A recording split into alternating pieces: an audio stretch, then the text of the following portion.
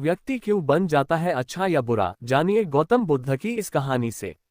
मानसिकता, संगत और उपदेश के कारण संसार में लोग दो हिस्सों में बनते हैं। इनमें एक अच्छे और दूसरे बुरे कहलाते हैं। लेकिन प्रश्न यह है कि कैसे और क्यों व्यक्ति अच्छा और बुरा बन जाता है।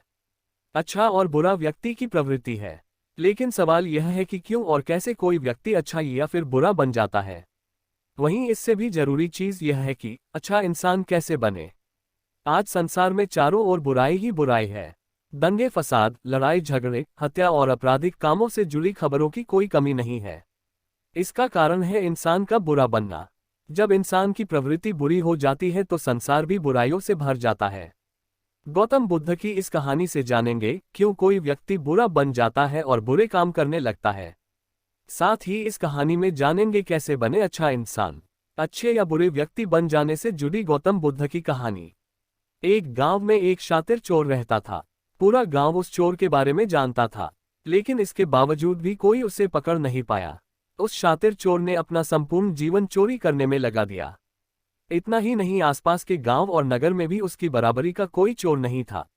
शातिर चोर का बेटा भी बन गया चोर। चोर का एक बेटा था जिसे वह अपनी तरह ही शातिर चोर बनाना चाहता था।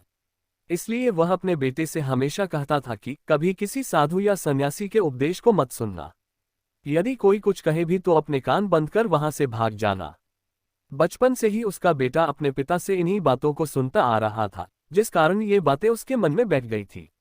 ऐसे में बड़े होकर बेटा भी अपने पिता की तरह शातिर चोर बन गया। एक दिन उसे बड़ा लालच आया और वह राजा के महल में चोरी करने के उद्देश्य से जाने लगा। तभी रास्ते में लोगों की भीड़ नजर आई। चोर ने देखा कि लोग एक सन्यासी के चरणों में गिरकर उनका आशीर्वाद ले रहे हैं। वो सन्यासी गौतम बुद्ध थे। चोर साधु सन्यासी से दूर रहता था क्योंकि उसे अपने पिता से यही सीख मिली थी। लेकिन भगवान बुद्ध को देख वह उनकी ओर आकर्षित हो गया। इसका कारण यह है कि पहली बार उसे किसी तेजस्वी व्यक्ति के दर्शन हुए थे।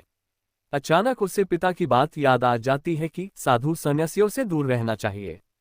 चोर असमंजस में रहता है कि वह सन्यासी के पास जाए या चोरी करने के लिए आगे बढ़ जाए। एकाएक उसके मन में यह प्रश्न आता है कि आखिर पिताजी क्यों साधु संतों से दूर रहने को कहते थे। इसका उत्तर जानने के लिए चोर भी लोगों के बीच बैठ जाता है और भगवान बुद्ध के उपदेश सुनने लगता है। बुद्ध लोगों को झूठ बोलने की व्यर्थता और विश्वासघात के बारे में बताते हैं। उपदेश समाप्त होने के बाद सभी लोग अपने घर लौट जाते हैं और चोर भी चोरी करने के लिए महल की तरफ निकल जाता है। लेकिन पूरे रास्ते वह यही सोचता रहता है कि क्यों न एक बार उस सन्यासी के उपदेश में कही बातों को मानकर देखा जाए। इस तरह से वह चोरी करने के लिए महल की दीवार से कूदने के बजाय महल के द्वार से अंदर जाता है। उसे देख महल के द्वारपाल उसे रोकते हैं और भीतर जाने का कारण पूछते हैं।